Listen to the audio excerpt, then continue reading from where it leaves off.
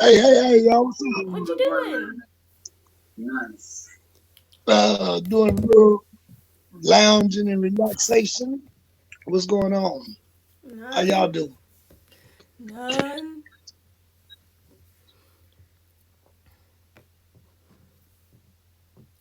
Huh? What? Yeah, why y'all not all smiling? Y'all calling me with good news. I can already see it. I can see it in your faces already. I can see it. Who is that? Is that my grandbaby? Uh-huh. Scroll down.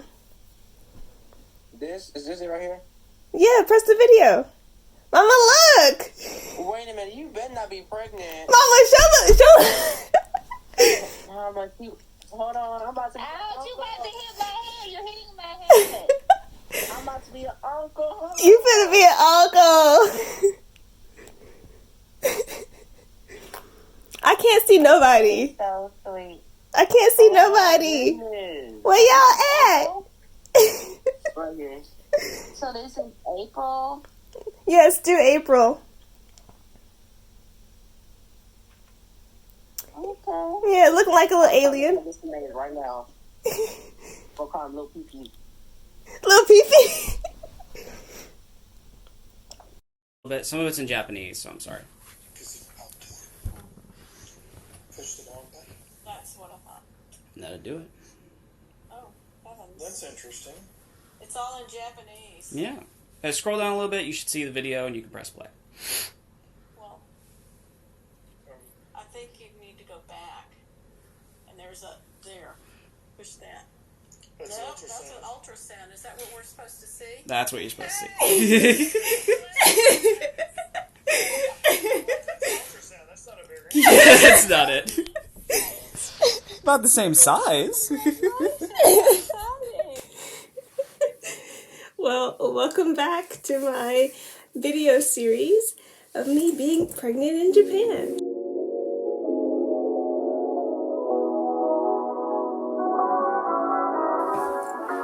Again, my name is Ashley Evans, and I hope you enjoyed the reveal to my parents as much as I did. I had to go and write down what I was supposed to say because I completely forgot. Well, so let's go ahead and follow up telling our parents with me telling my job. As I mentioned before, I teach English at an after-school program. I mainly teach first graders. It's like a big class of first graders. They're adorable, but they're a handful. And I was talking with my male interpreter friend about like when should I actually tell my job. He was telling me that whenever his wife was pregnant, she didn't do an announcement until about 13 weeks or so. And I said, well, we can at least tell the boss. I asked him to like make an appointment with us, her, him, and me. And he was like my interpreter for that too. It was okay as like a reveal. I told him that I wanted to discuss with her who else we should tell, also like inform her how long I want to work. And this is my reasoning to tell her that early as I did. It was after work, after I clocked out. We like went to an office, just the three of us, and I was like, I've got a baby in my belly. That's what they say in Japanese whenever you say you're pregnant. And she was very excited. Not as excited as my parents, obviously, but she was pretty excited, asking questions like, how long, and like, what is it? And like, this is so exciting. And I was asking her, I was like, okay, so what do we do about staff? Who do you want to tell and why? Should we tell the kids? And she was telling me that she wanted to go ahead and inform the students because of like a liability issue. For example, like, normally I would go outside, we'd play tag, we'd, play jump rope. There's a lot of contact with the kids. I've got 2 pairs of kids that want to constantly fight me with invisible knives. She was saying that basically she doesn't want to have an accident with any of the students with me. And also she wants to go ahead and inform the staff so that they can mediate between me and the students and be like, hey, remember, she's pregnant, kind of thing. I don't think we've told everyone, because every time I ask, we have these really big tables that we use to set up for class, and they're collapsible, and you have to use, your abs to, get it closed, or to even open it, and I'm rolling it around and stuff, and I'm trying not to use as much of my core unnecessarily. Every time I ask somebody, hey, can you help me sit up for class, they always look at me like I'm stupid or like, can't you do it yourself? So I don't think everyone knows. There are a lot of volunteers at my job, but we pretty much immediately told all the students and the staff. And the students were able to understand the fact that I was concerned. First graders wouldn't quite understand what pregnancy is, or why they have to treat me a specific way, but apparently most of the students have younger siblings, or their friends have younger siblings or stuff like that. One kid was telling me, she goes, oh, my other teacher at my actual school is also pregnant. So there's a lot of people in their lives that are pregnant, so they were able to understand generally about what's going on. And their excitement, they're so excited. I've actually had a set of 3rd graders, and for the whole month, she would come over and she wants to lift up my shirt and size up my belly, and then she would turn to the side and looking at how big my bump is, and she would just size me up and then be like, okay, bye baby. Just so cute. And just her interest and just me being pregnant is kind of fun. So let's move on. I wanted to talk about something leading up to my appointment.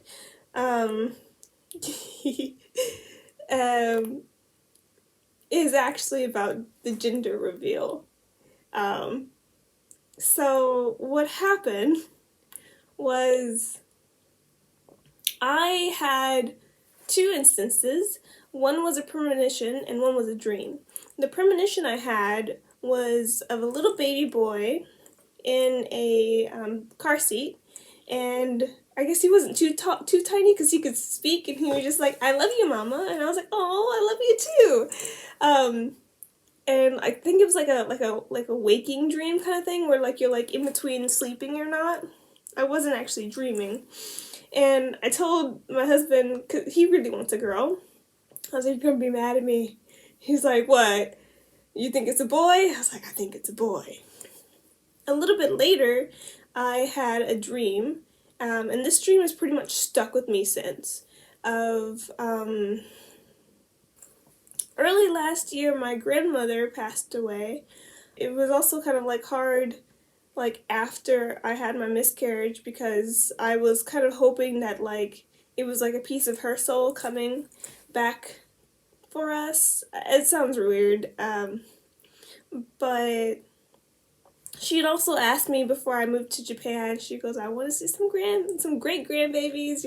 She was technically already a great grandmother by the time I left. Just kind of one of those wishes that I always wanted to give her, but it's out of my hand.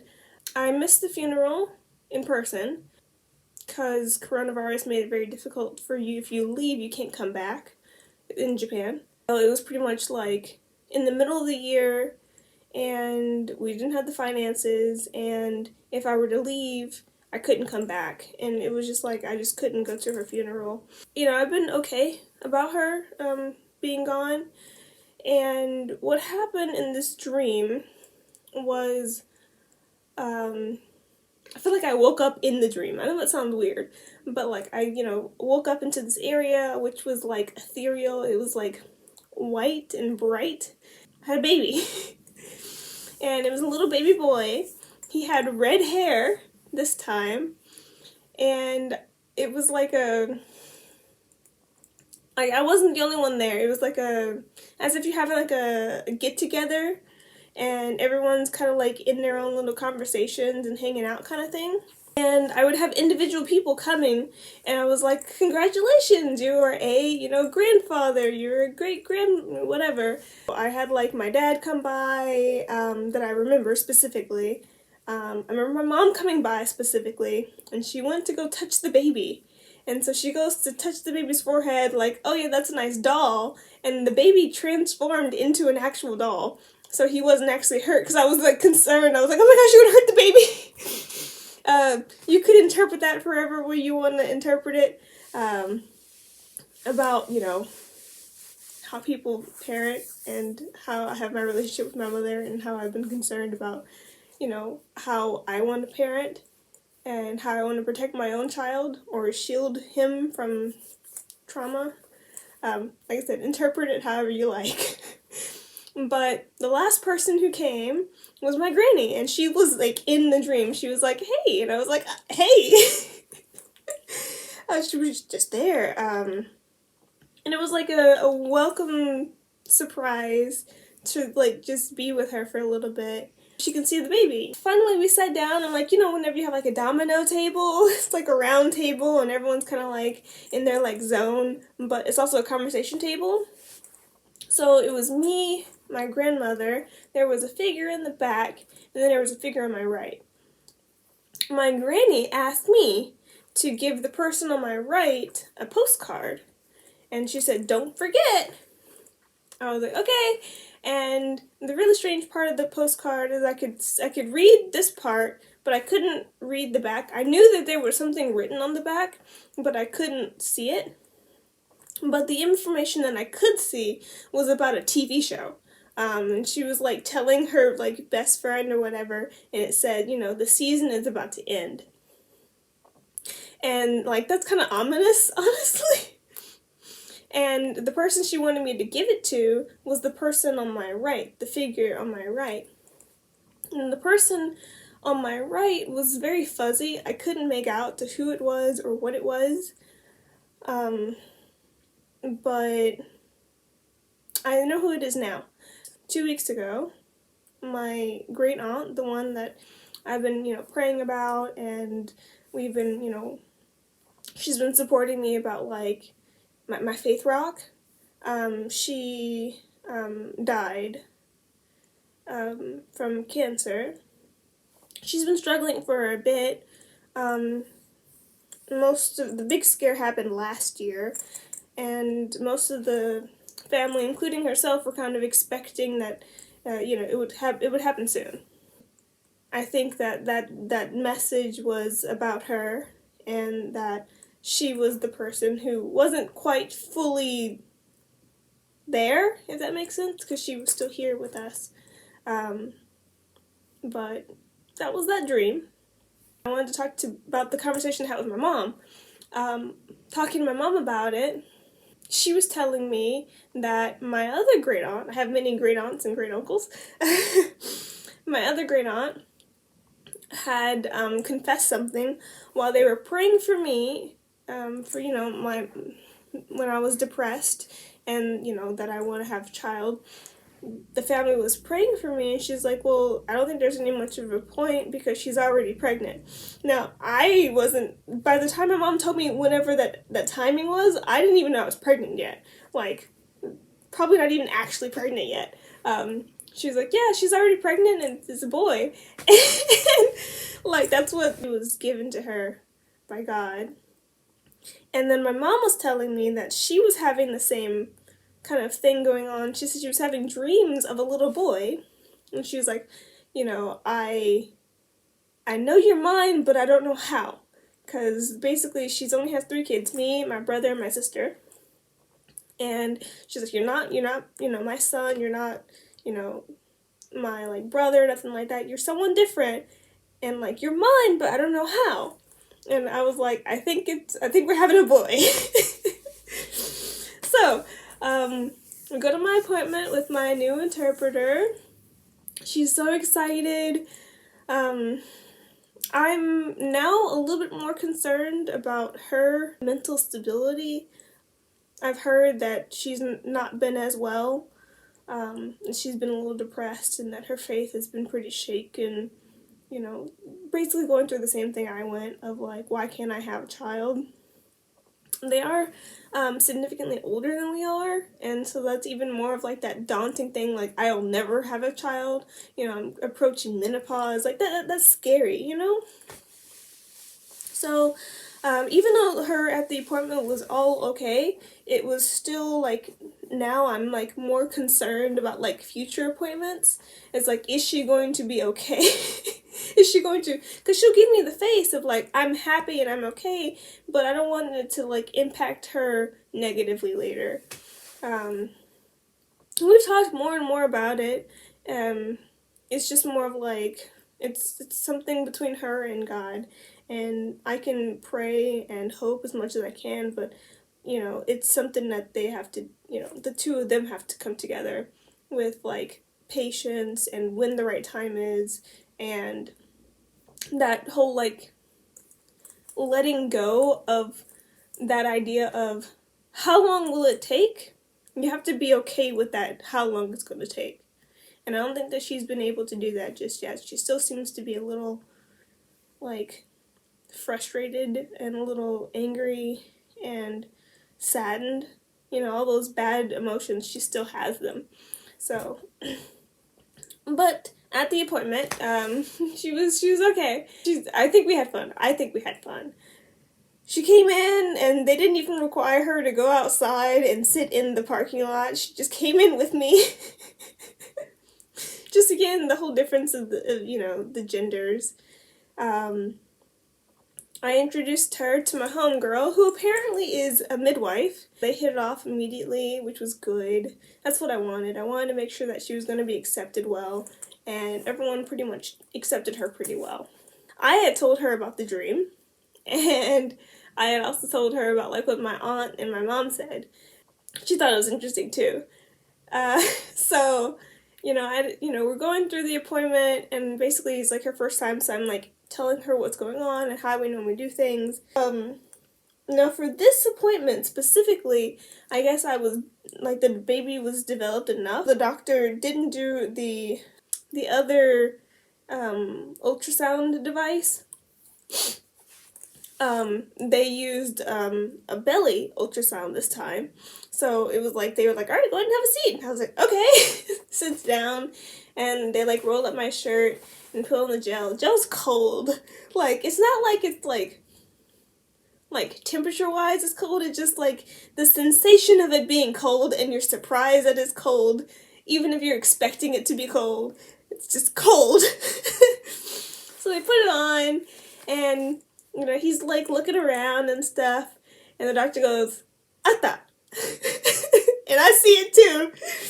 And he goes, "Oh, did you want to know the gender of the baby?" I was like, "Bro, we can all see the gender of the baby." And I asked her to tell them in Japanese about my dream, and like, we were expecting a boy. Like, I was not surprised. I was not surprised at all whenever little, you know, woo, was on the on the ultrasound video. He went over and was like measuring the head and the body, and everything was good development, everything. And it was very, very easy to tell the gender of the baby. He was turning around. It was kind of fun, because he's like, his little bottom and his little legs were also well developed too in the ultrasound, and he starts kicking because he's like, I'm being scanned. So we're having a boy.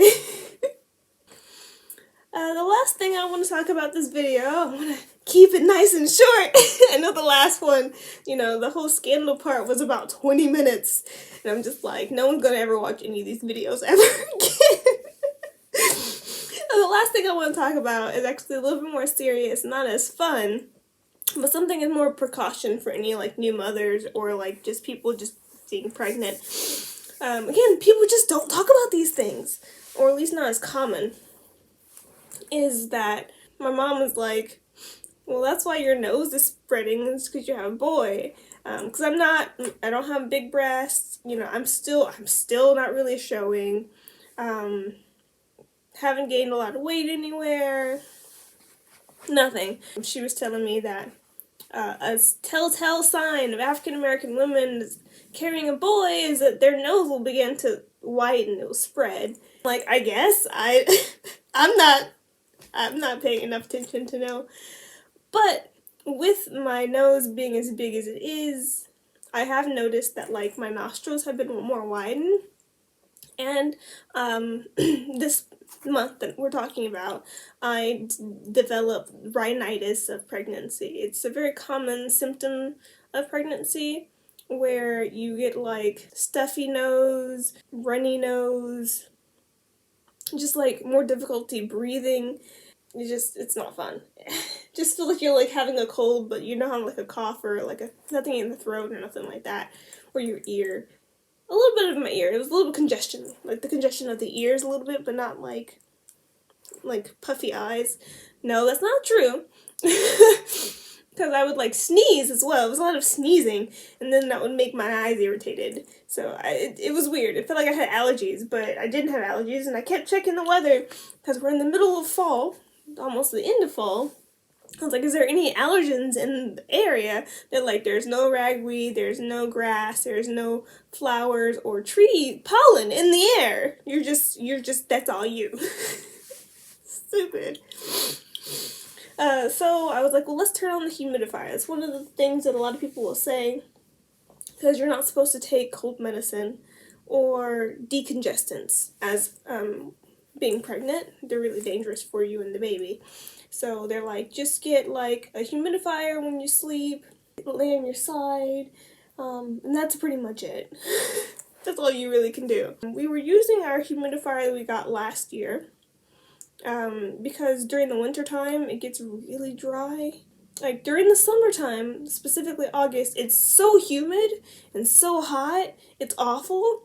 But then as soon as you get to like winter, it's the opposite. It's cold and dry. I remember last year, like the skin on my knuckles was like breaking and like cracking, and my lips were so bad, ashy everywhere. It was just like I was just dry.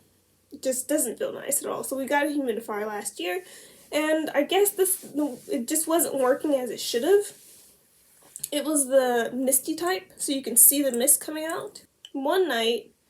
And it wasn't the first night, because I know that it happened before, maybe 2 times before, but not to that degree. I was in the middle of the night sleeping, and I woke up, and I couldn't breathe. I couldn't remember if I was laying on my back or my side, because I just woke up in a shock, right? I can't breathe. And when I sat up, Alex woke up as well, but he doesn't remember if I was laying on my back or not. Because whenever you're laying on your back, it'll sometimes, like, block blood flow and have issues. I'm not quite sure exactly how I was sleeping. But the humidifier was going on, it just wasn't helping. And I sat up and I instantly had a panic attack. The sensation of not being able to breathe. I started hyperventilating. Alex was very smart and helping me a lot about like, okay, you need to breathe slowly, because I was breathing fast, and try to breathe normally, because I was taking deep breaths. And he was watching me.